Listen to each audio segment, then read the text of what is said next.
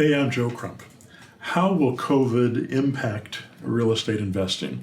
I'm going to do a three-part series covering three different aspects of the pandemic and how it's having an impact on real estate investing. The first part of it is going to be about the market. What is it doing to the market? How is it changing pricing? How is it changing loans? How is it impacting people? And what's it doing to the population out there?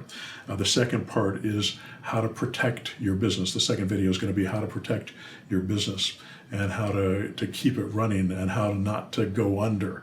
And the third video is going to be strategies that you can use to make more money because of this crisis, the opportunities that are going to arise from this process.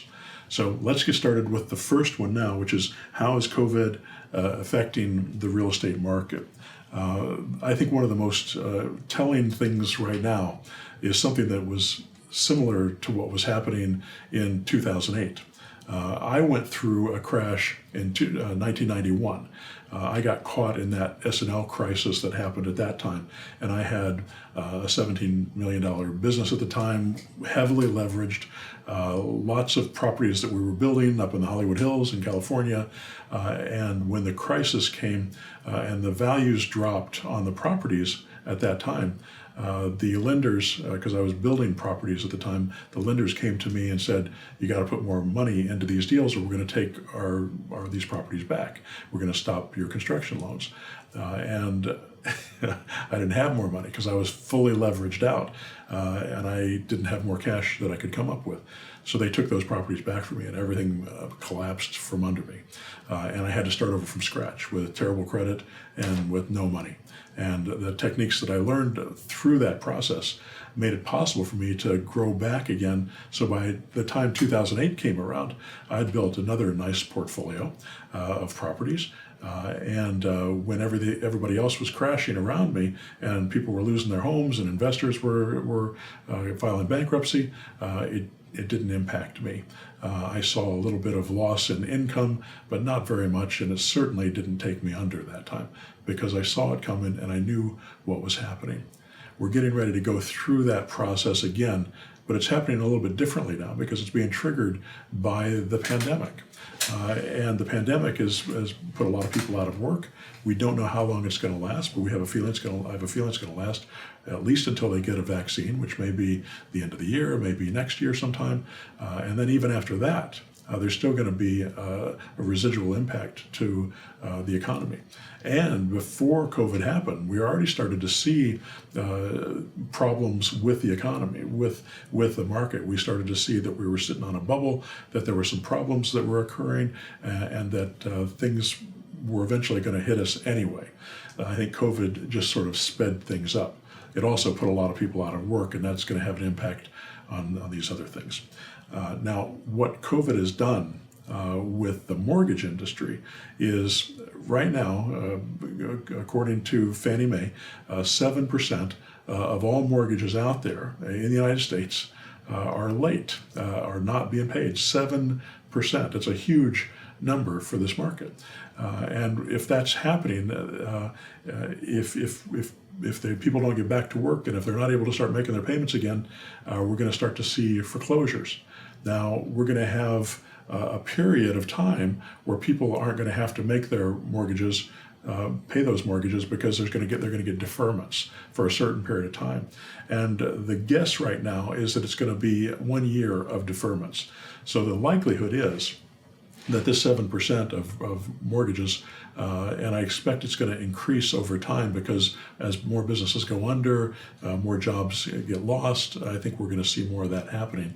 But let's say we get up to 7-10% of mortgages that eventually, after this next year, will go into foreclosure. It'll take them another 6 months to get them into foreclosure. So we're looking at probably 18 months from now before we start to see a a pretty big foreclosure market that becomes available on the market. REOs, real estate owned, properties that are owned by banks that are going to be available for sale.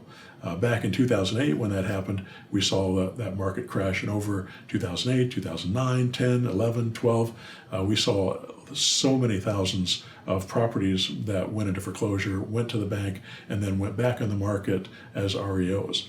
And we were able to buy properties sometimes at 20 and 30 cents on the dollar during that time. So we're going to see these kind of foreclosures again unless something dramatic happens with the market.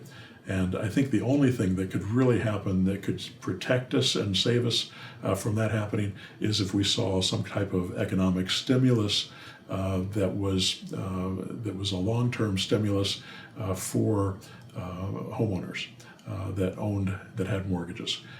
We might see that, but I think it's slim to think that it's going to last for very long.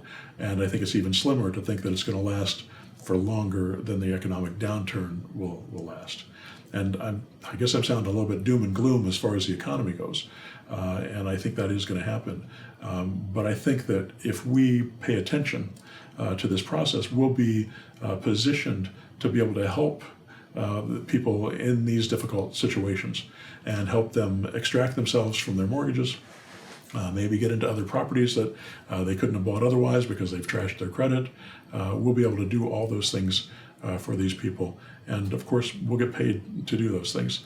So it's much better to have a business that is helping people and solving problems for people rather than going in and trying to take advantage of some old lady and steal her equity that she was going to give to her grandkids.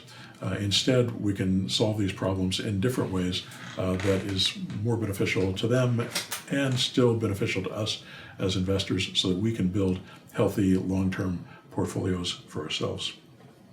The other thing that we're going to see, and we're already seeing, is vacancies going up. Now, a lot of people have lost their jobs. That's going to continue, and we don't know yet, as the time of this recording, whether or not the stimulus is going to be re-upped, if we're going to have a second stimulus. We've got the first one that happened, and now that's expired, and it's the potential for evictions has really gone up. I have a feeling it's going to get extended at least till the end of 2020, and maybe even beyond that after that. That puts real estate investors into a challenging position if they're not taken care of as well. But I have a feeling that if they do it right, if they do the stimulus right, they'll make it possible for unemployment to be extended and be able to give people enough money to be able to make their payments on their rent and on their mortgages and on their lease options so that they can continue and not be put out of their houses and made homeless. In the meantime, they're also going to put a moratorium or continue a moratorium on evictions. So we won't be able to evict any of our tenants who aren't making payments. I've got a few people that are not making their payments, but I'm surprised at how many people are continuing to be able to make their payments. And I think it's been because of the stimulus that we've had a lot of our tenants that have been able to continue making their payments without a problem. We've also been pretty flexible with our tenants to help them, be able to catch up and be able to make partial payments. And, we've just been negotiating like crazy with our tenants to make sure that they can get themselves taken care of, and so that they don't have to eventually move out of the property, and so that they don't also get upside down, because in order for us to keep our businesses running and to continue to pay the mortgages that we have on our properties, we have to continue to get income. If we stop getting income, then we can't pay our mortgages, and it creates problems all the way down the line, and eventually you lose the property and they get kicked out of the property anyway. So we want to find a way that works for them, that works for us, and hopefully there will be some government stimulus to be able to make some of those things happen so that we can have a smoother transition. We know that doing stimulus usually helps solve problems during a crisis like this. It certainly helped in 2008. It brought back so many companies and so many people. I think they should have done more stimulus with homeowners at that time, so they wouldn't have seen the kind of losses and the foreclosures that we had. But that's, I guess, water under the bridge now. Maybe they'll do it this time. If they don't, either way, we're going to be in a position where we can make money at it because we're real estate investors, and that's what we do for a living. We make money through a crisis, and we can solve these problems. The other thing that's happening right now because of COVID is it's slowing the time it takes to close a loan. So if you're selling a property to someone who's going out and getting a conventional loan, instead of taking 45 days to get it closed, it's typically taking 60 days or even more than that to get the deal done and closed. So it's putting an extension and a little bit of a cost burden on the seller to hold on to that property while it takes longer to get it sold. So if you're flipping properties to end users who are going out and getting loans, this is also creating a few problems like that. So I guess that's it. I mean, that's kind of an overall look at where COVID is, what it's doing to the market, and what it's doing to impact real estate investors right now.